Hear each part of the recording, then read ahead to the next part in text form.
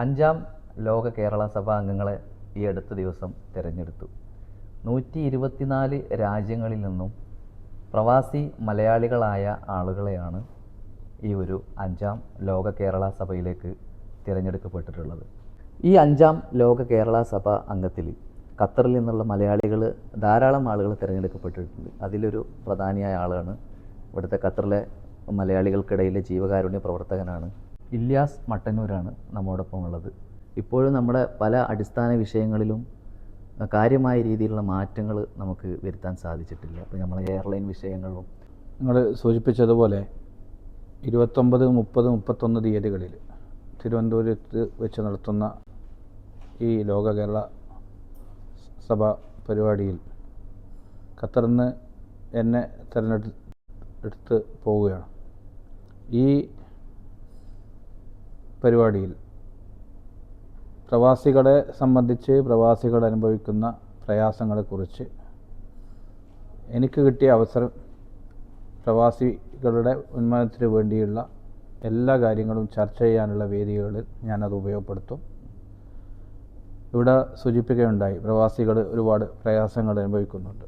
തീർച്ചയായും ഇവിടെ പറഞ്ഞ പോലെ ഫ്ലൈറ്റിൻ്റെ ചാർജ് വർധനവുമായി ബന്ധപ്പെട്ട വിഷയത്തിലൊക്കെ, അതുപോലെ ക്ഷേമനിധി കാര്യങ്ങൾ, അതുപോലെ ഒരുപാട് കാര്യങ്ങൾ, ID കാർഡ് എടുക്കാത്ത ഒരുപാട് പ്രവാസികൾ ഉണ്ട്. അത് ഇതിൻ്റെ ഇത് മുമ്പ് കാലങ്ങളിൽ കേരള സർക്കാർ നടപ്പാക്കിയതാണെങ്കിലും ID കാർഡ് അത് സാധാരണകളില്ല, അതിൻ്റെ ഗൗരവം ആളുകൾക്ക് എത്തിച്ചേർന്നിട്ടില്ല എന്നാണ് ഞാൻ മനസ്സിലാക്കുന്നത്. അവരെ മനസ്സിലാക്കുന്ന വിധത്തിലുള്ള ഈ ലേബർ ക്യാമ്പുകളിലൊക്കെ ഇതുമായി ബന്ധപ്പെട്ട് ഒരു അവയർനെസ് ക്ലാസ് പരിപാടികളൊക്കെ നടത്തേണ്ട പരിപാടിയുമായി ആലോചനയിലുണ്ട്. ആ കാര്യങ്ങളൊക്കെ ഇതിൻ്റെ ഉന്നതപ്പെട്ട ആളുകളുമായിട്ട് ചർച്ച ചെയ്ത് അതെല്ലാം വേണ്ട രൂപത്തിൽ കൈകാര്യം ചെയ്യുമെന്നാണ് ഞാൻ മനസ്സിലാക്കുന്നത്. പിന്നെ നമ്മുടെ ഈ ടിക്കറ്റ് വർധനവുമായി ബന്ധപ്പെട്ട വിഷയത്തിൽ കേരള സർക്കാർ നിരന്തരമായി കേന്ദ്ര സർക്കാരിനോട് ആവശ്യപ്പെട്ടുകൊണ്ടിരിക്കുകയാണ്.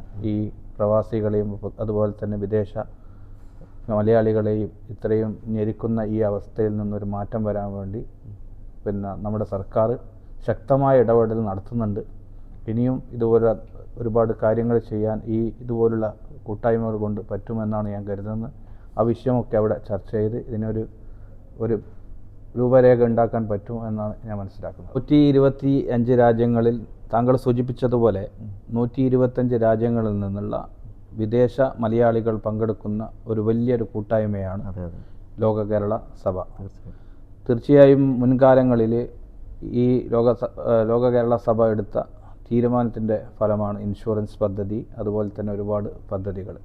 ഇനിയും ഇതുപോലെ 125 രാജ്യങ്ങളിലെ ഓരോ പ്രവാസികൾക്ക് കിട്ടിയ ഒരു അവസരമാണ് കൂട്ടായി ചർച്ച ചെയ്തുകൊണ്ട്, ഗ്രൂപ്പായി ചർച്ച ചെയ്തുകൊണ്ട് ഇനിയും നമുക്ക് വിദേശ മലയാളികൾക്ക് എന്തെല്ലാം ആനുകൂല്യങ്ങളാണ്, എന്തെല്ലാം പ്രപ്പോസലുകൾ, എന്തെല്ലാം പരിപാടികളാണ് നടത്തേണ്ടതിനെക്കുറിച്ച് ഒരു 3 ദിവസത്തെ ആ പരിപാടി കഴിയുന്നതോടുകൂടി ഇതിനെ ഒരു പ്രവാസികൾക്ക്, ഒരു വിദേശ മലയാളികൾക്ക് ഒരു നല്ലൊരു മുന്നേറ്റം ഉണ്ടാക്കാൻ പറ്റുമെന്നാണ് ഞാൻ മനസ്സിലാക്കുന്നത്. കാരണം മുഖ്യമന്ത്രിയാണ് പ്രവാസികാര്യ വകുപ്പ് കൈകാര്യം ചെയ്യുന്നത്. മുഖ്യമന്ത്രിയുടെ പ്രപ്പോസൽ ഇല്ലാതെ ആവാൻ പറ്റൂല. അതിൽ താങ്കൾക്ക് സാധിച്ചതിൽ ഞങ്ങൾ വളരെയധികം സന്തോഷിക്കുന്നു. താങ്കളുടെ ഈ ഒരു യാത്രക്ക് ഞങ്ങളുടെ എല്ലാവിധ പിന്തുണയും സഹകരണവും ഉണ്ടാവും. Thank you very much.